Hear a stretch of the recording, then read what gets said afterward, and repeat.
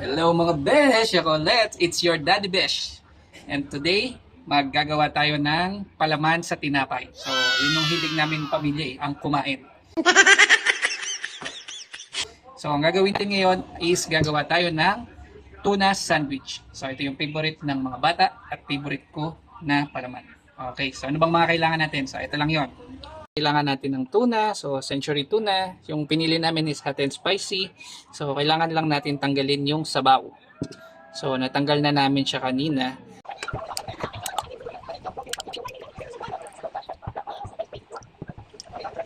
Then kailangan din natin ng sibuyas. So i-chop lang ng maliliit.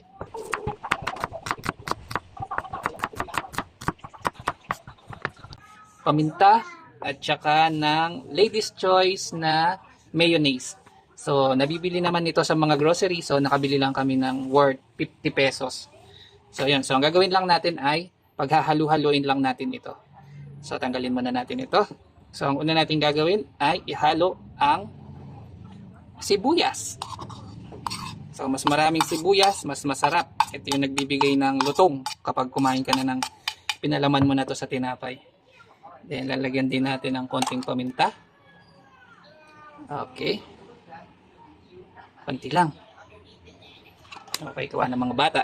And then, syempre, ilalagay na natin itong Lady's Choice Mayonnaise. So, ito yung magpapakreamy sa ating tuna sandwich. Patasin ko lang. So, ako gusto ko maraming mayonnaise. Mas masarap. Okay, tapos hahaluin lang natin.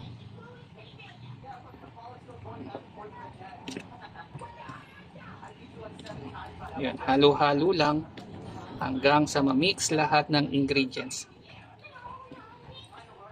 Pero madalas nilalagay din namin itong sabaw. Nilalagyan din namin ng konti yung sabaw ng century tuna. Ayan. So, yan. Mukhang masarap siya. Dagdagan natin ng mayonnaise.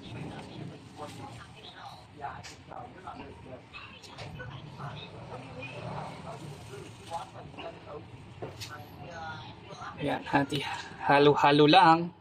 Make sure mga besh, malinis ang kamay nyo. So nagugas naman ako kanina ng kamay before gawin itong video. Okay, so mga besh, ito na yung ating finished product after natin ma-mix. So tikman lang natin.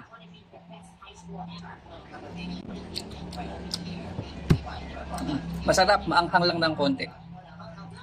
Pero sa amin, gusto namin bago ipalaman, ilalagay muna sa rep. Mas malamig, mas masarap. So, dyan muna kayo. Okay, nakisang oras na. So, kunin na natin sa rep. Okay.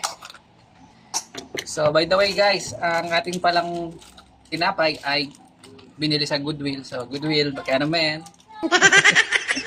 So, magpapalaman muna tayo.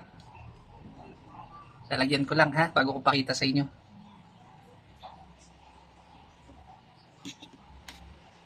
Okay. So, ito na siya. Nalagay ko na yung palaman. Siyempre, di ba, para special, kailangan lagyan natin ng cheese. Uy, cheesy! Ayan, takpan na natin. Tapos, titikman na natin. Isa pa nga. Sarap guys, liwanan ko. Ay mga besh!